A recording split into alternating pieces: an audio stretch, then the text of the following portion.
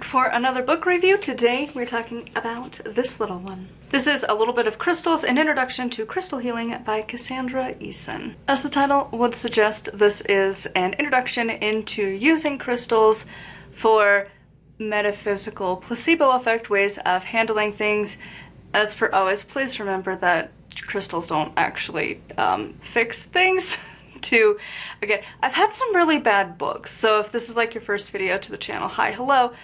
There's some that claim that it can cure a lot that it can't, like blood disorders and autism and cancer, and like diabetes. So no, crystals can help, but more on the placebo side of things, not actual treatment side of things. And thankfully this book does heavily encourage you to seek out medical care and use this as like supplementary, not main use, which is great because again, remember, it's fantastic. Placebo effect does have a magical use, but also don't just assume it's going to fix everything. This book goes through crystals. It starts off with kind of, I think it was like 12 that you are supposed to kind of start with that are kind of gonna cover your bases, basically.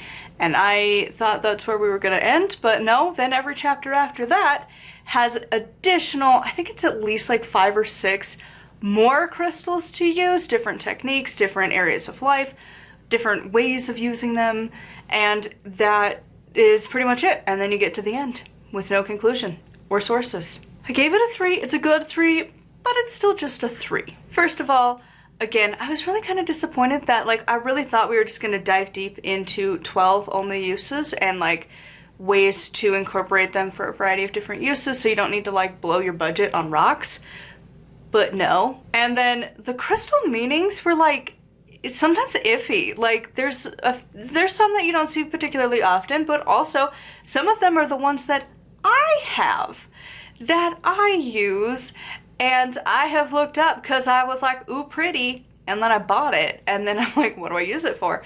And I continue to research it and use it for a variety of ways, and then none of those, anything I've researched or experienced was included, and they were kind of off the wall, and I don't know crystals well enough to be like, ah, the definitive, like, yeah, this is it or this is not. But the fact that like the ones that I do know were like some of them kind of hit, but also the really popular ones that everyone knows about, clear quartz, rose quartz, amethyst, citrine, you know? But like, I don't know, it was, some of the meanings were not, at the very least, anything I have stumbled across. And without sources, who knows where the information's coming from? Why do these books do that? Why? Why do you not include sources? It's not that hard. It's a little obnoxious, but also it's a publishing house. I don't think the author's doing it. Pretty sure it's the editor, probably. Maybe not, but I mean, it's not that hard. For me to like get all of my sources lined up, like if you ever are the nerd like me who reads that sort of stuff and you see the like access date is the same, it's just the day I decided to like add them all up, you know, and put them into chronological order because I just like stash it into an Excel sheet of just when I use them, and then I just go through that and then alphabetize and put it in the back of the book. But that takes like half a day at most. Like, it's really not that difficult to do, and like, it's such a pet peeve. Just include it. It's not that hard. I would recommend this. If you're a beginner to crystal work, you might enjoy it. It's not like it's the worst book ever written by any means. Like, it's not too bad. Again, you might want to double look up some other stuff, get a few different opinions on things, as you should with anything in witchcraft anyways. But also, I feel like if you're gonna follow through with this book, you're gonna need a budget, like an actual like crystal budget to handle that, because this is not budget friendly. If you tried to buy every crystal she recommends in here, that's several $100s easily. And that's like, even if you were trying to like find the cheapest options, you're going to like gem fairs and like just rock shops, not witch shops.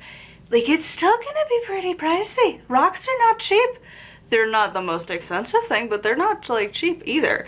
So like, if you're gonna go through all of this and build up this collection that she encourages throughout this book, that's gonna be a chunk of change. Some people have that. Some people have that sort of luxury, like spare money to like go buy a bunch of rocks. But a lot of witches do not, so don't feel like you have to buy all of these.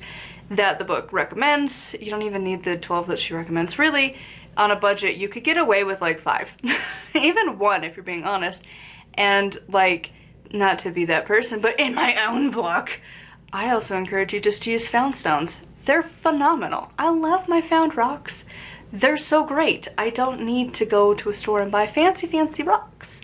It's nice, they're fun to have, but also if you have a magical need and you see a pretty rock, it works just as good. Because again, placebo effect, it will work just as well. So anyways, I would love to know your thoughts on this one. What is your favorite crystal book? Recommend stuffs down below. And a huge thank you to my patrons. If you would like to support me, get access to exclusive stuff. I upload about 3 to 4 times a week over on Patreon, so you get a lot of uploads from me. Basically, you get at least like 10 to 11 uploads if you're on the top tier, because you get everything plus my weekly uploads. So I'm just coming at you all the time. So if you want even more from me, I also have my books linked down below. My 10th one is coming soon. I'm working on the audiobook actually right now in between letting the camera underheat, and so I'm getting there. It's gonna happen. It's someday soon it's gonna happen. And then next year I have a lot of books coming your way, so make sure to come along for the journey. And until next time, thank you so much for watching, and I'll see you all soon.